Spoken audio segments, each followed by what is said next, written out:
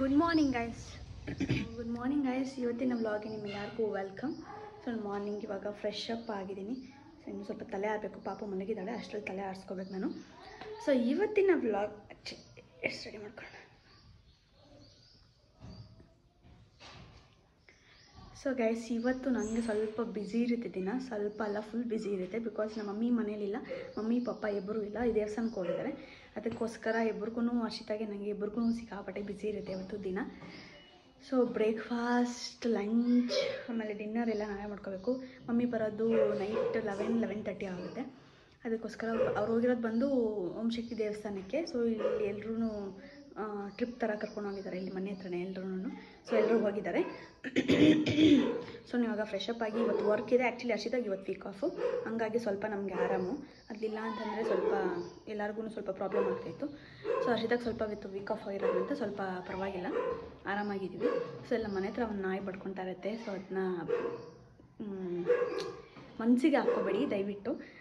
ಆಮೇಲೆ ಇವತ್ತು ಇನ್ನೊಂದೇನಪ್ಪ ಹೇಳ್ಬೇಕಾಗಿತ್ತು ಅಂತಂದರೆ, ಇವತ್ತು ವರ್ಕೌಟ್ಗೆ ಹೋಗೋಕ್ಕಾಗಲ್ಲ ಗೈಸ್. ಬಿಕಾಸ್ ಮಮ್ಮಿ ಪಪ್ಪ ಇಲ್ಲಾಂದರೆ ಪಾಪನ ಯಾರು ನೋಡ್ಕೊಳಕ್ಕಾಗಲ್ಲ.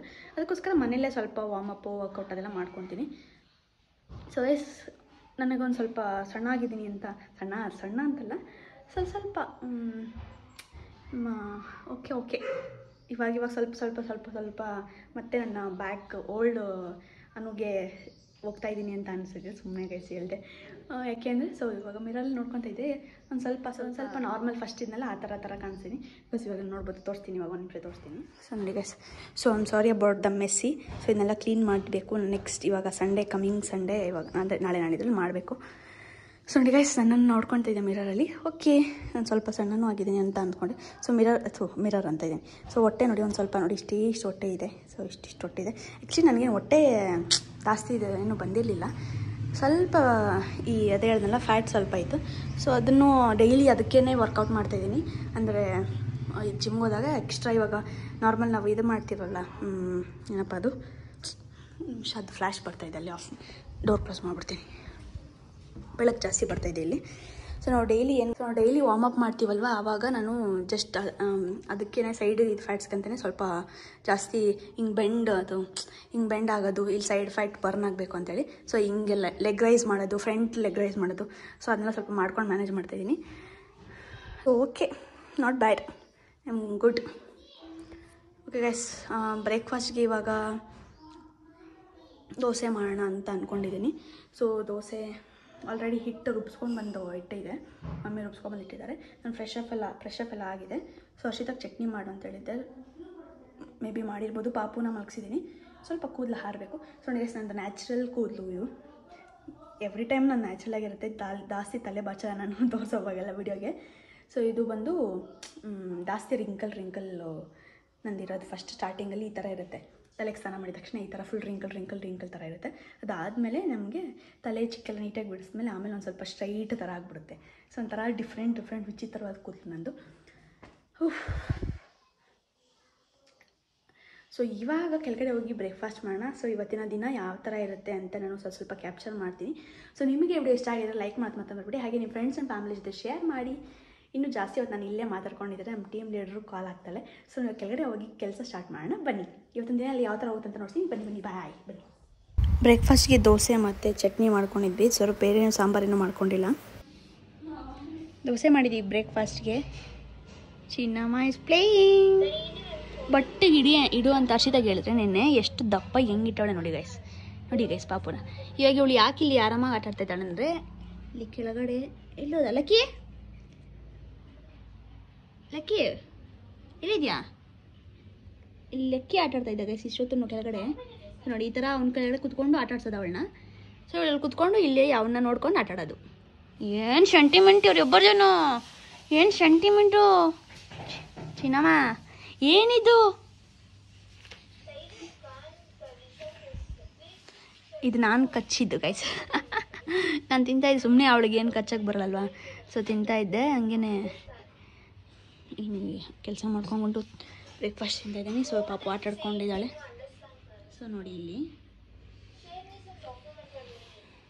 ಹಾಯ್ ಕಂದಮ್ಮ,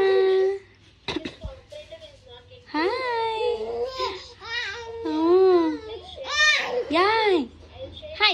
ಚಿನ್ನಮ್ಮ ಹಾಯ್ ಮಾಡು. ಮಂಗಡಿ ಮಂಗಡಿ hi, say hi. So Khushbu ಅಲ್ಲ ಕುಷ್ಕ ಮಾಡ್ಕೊಂಡಿದ್ದೀವಿ. ಸೊ ಹರ್ಷಿತಾ ಕುಷ್ಕ ಮಾಡಿದ್ಲು, ಗೋಡಂಬಿ, ಕಡಲೆಬೀಜ, ಪೀಸ್ ಎಲ್ಲ ಹಾಕಿ ಮಾಡೋಣ. ಪಾಪುಗೆ ಇವಾಗ ಹಂಗೆ ಊಟ ಮಾಡಿಕೊಂಡು ಪಾಪುಗೋಸ್ಕರ ಅನ್ನ ಮಾಡಿದ್ದಾಳೆ.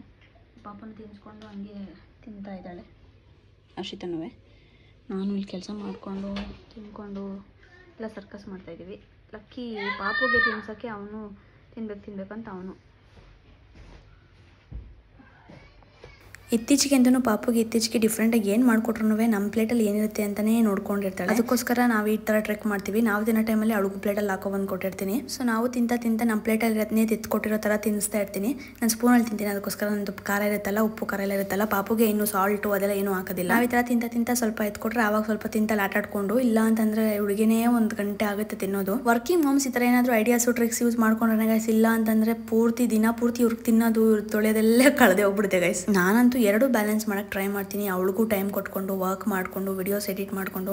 ಸೊ ನನಗೆ ನನ್ನ ಟೈಮ್ ಕೊಟ್ಕೊಂಡು ಸ್ವಲ್ಪ ಕಮ್ಮಿ ಆದರೂ ಪರವಾಗಿಲ್ಲ, ಅವ್ರಿಗೆ ಏನೇನು ಟೈಮ್ ಅಂತ ಇಟ್ಟಿರ್ತೀನಿ ಅದನ್ನು ಮಾತ್ರ ಒಂಚೂರು ಹೆಚ್ಚು ಕಮ್ಮಿ ಆಗಕ್ಕೆ ಬಿಡಲ್ಲ. ಹಾಗೆ ಗೈಸ್ ಈ ಹಣ್ಣು ಬಗ್ಗೆ ನಿಮ್ಗೆ ಏನಾದರೂ ಗೊತ್ತಿರೋ ಕಮೆಂಟ್ ಸೆಕ್ಷನ್ ಶೇರ್ ಮಾಡ್ಕೊಳ್ಳಿ, ಏನು ಹಣ್ಣು ಏನು ಅಂತೇಳಿ. ಹಾಗೆ ಈವ್ನಿಂಗ್ ಮೇಲೆ ಮನು, ಅತ್ತೆ, ಮಾವ ಎಲ್ಲ ಬಂದಿರು ಮನೆಗೆ.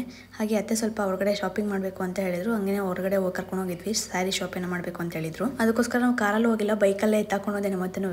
ಬಿಕಾಸ್ ಈ ಹುಡುಗಿರು ಹೋದ್ರೆ ಬೇಗ ಒಂಥರ ನೋಡ್ಕೊಂಡು ನಮ್ಗೇನು ಬೇಕೋ ಸ್ಯಾಟಿಸ್ಫೈ ಶಾಪ್ ಮಾಡ್ಕೊಂಬರ್ಬೋದು. ಜೊತೆಲಿ ಏನಾದರೂ ಒಂದು ಹುಡುಗನ ಕರ್ಕೊಂಡು ಹೋಗ್ಬಿಟ್ರೆ ಎಷ್ಟು ಲೇಟ್ ಮಾಡ್ತೀರಾ ಹಿಂಗೆ ಅಂತ ಏನಾದರೂ ಒಂದು ಕಂಪ್ಲೇಂಟ್ಸ್ ಹೇಳ್ತಾನೆ ಇರ್ತಾರೆ. ಅದಕ್ಕೆ ನೀವು ಮನೇಲೇ ಇರಪ್ಪ ಅಂತೇಳಿ ಮನುನ ನಮ್ಮ ಮಾವನ ಇಬ್ಬರು ಮನೇಲಿ ಹಾಕ್ಬಿಟ್ಟು ಪಾಪನ ನೋಡ್ಕೊಳ್ಳಿ ಅಂತ ಹೇಳ್ಬಿಟ್ಟು ನಾವು 3 ಜನ ಹೋಗಿದ್ವಿ, ನಾನು ಹರ್ಷಿತಾ. ಅವ್ರನ್ನ ಕರ್ಕೊಂಡು ಹೋದ್ರೆ ನೆಮ್ಮದಿಯಾಗಿ ನೋಡೋಕೆ ಬಿಡಲ್ಲ ಗೈಸ್. ಆಯ್ತಾ ಅಂತ ಇರ್ತಾರೆ. ಅವ್ರಿಗೆ ಬೇರೆ ಕೆಲಸ ಏನಿಲ್ಲ ಅಂತಂದ್ರು ಅಲ್ಲಿ ವೆಯ್ಟ್ ಮಾಡೋಕ್ಕೆ ಕಷ್ಟ. ಸೊ ನಮಗೆ ನೆಮ್ಮದಿ ನೋಡೋಕೆ ಬಿಡಲ್ಲ. ಅದಕ್ಕೋಸ್ಕರ ನೀವು ಮನೇಲಿ ನೆಮ್ಮದಿ ಕೂತ್ಕೊಳ್ಳಿ, ನಾವು ಹೋಗಿ ಬರ್ತೀವಿ ಅಂತೇಳಿ ಹೋಗಿದ್ವಿ. ಮಾರ್ನಿಂಗ್ ಹೇಳಿದ ನನಗೆ ಸಿಟ್ಟು ಮಮ್ಮಿ ಪಾಪ ಇರಲ್ಲ ಅಂತೇಳಿ, ಅದಕ್ಕೋಸ್ಕರ ಜಿಮ್ಗೂ ಹೋಗೋಕ್ಕಾಗಿಲ್ಲ.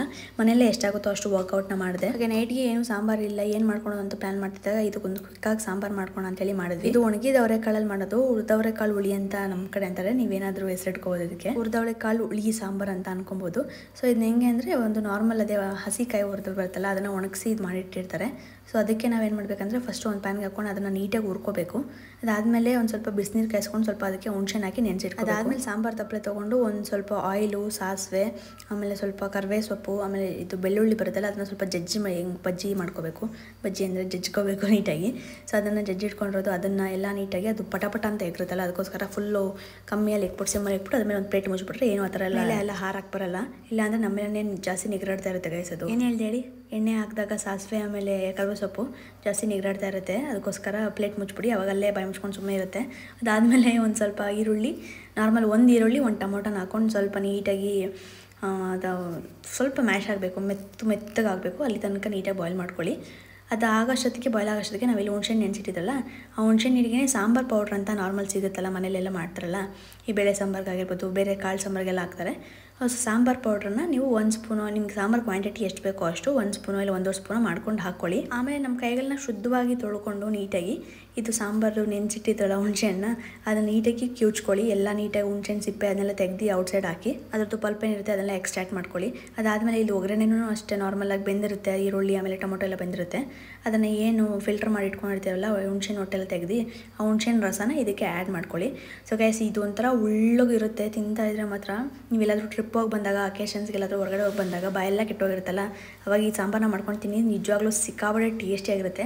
ಸೊ ಮಮ್ಮಿ ಇದನ್ನು ಇನ್ನೊಂಥರ ರುಬ್ಬಿ ಮಾಡ್ತಾರೆ, ಅದೂ ಚೆನ್ನಾಗಿರುತ್ತೆ. ಅದು ಸ್ವಲ್ಪ ಟೈಮ್ ತೊಗೊಳುತ್ತೆ, ಬಟ್ ಇದು ಮಾತ್ರ ಸಿಕ್ಕಾಪಟ್ಟೆ ಬೇಗ ಆಗುತ್ತೆ. ಅದಕ್ಕೋಸ್ಕರ ಇದನ್ನೇ ಹೇಳ್ತಾ ಇದ್ದೀನಿ. ಸೊ ಅದು ಬೇಕಂದ್ರೆ ಇನ್ನೊಂದ್ಸತಿ ಯಾವಾಗ ಮಾಡಿದಾಗ ನಾನು ಶೇರ್ ಮಾಡ್ಕೊತೀನಿ. ಅದಾದಮೇಲೆ ಎಲ್ಲ ಸಾಂಬಾರೆಲ್ಲ ಕಾದ್ಮೇಲೆ ನೋಡಿ ಈ ಥರ ಇರುತ್ತೆ. ನಿಮ್ಗೆ ಯಾವ ಹದ ಬೇಕೋ ಅದು ನೀರು ಹಾಕೊಂಡು ನೀವು ಮಾಡ್ಕೋಬೋದು. ಇದಕ್ಕೆ ಬಿಸಿ ಮುದ್ದೆ ತೊಳ್ಸ್ಕೊಂಡು ತಿಂತಾ ಇದ್ರೆ ಯಾವ ಚಿಕನ್ ಸಾಂಬಾರು ಬೇಡ ಗೈಸ್ ಇದ್ರ ಮುಂದೆ. ನನಗೆ ಈ ಥರ ಹುಳಿ ಸಾಂಬಾರು ತಿನ್ನೋಕ್ಕೆ ಸಿಕ್ಕಾಪಟ್ಟೆ ಇಷ್ಟ ಗೈಸ್. ನಂಗೆ ನಿಜ ಮಟನ್ ಸಾರು ಚಿಕನ್ ಸಾರೆಲ್ಲ ಇಷ್ಟನೇ ಆಗಲ್ಲ. ಸೊ ಈ ಥರ ಕಾಳು ಹುಳಿ, ಅದರಲ್ಲೂ ಹಸಿ ಕಾಳು ಹುಳಿ ಅಂದರೆ ನಂಗೆ ಸಿಕ್ಕಾಪಟ್ಟೆ ಇಷ್ಟ.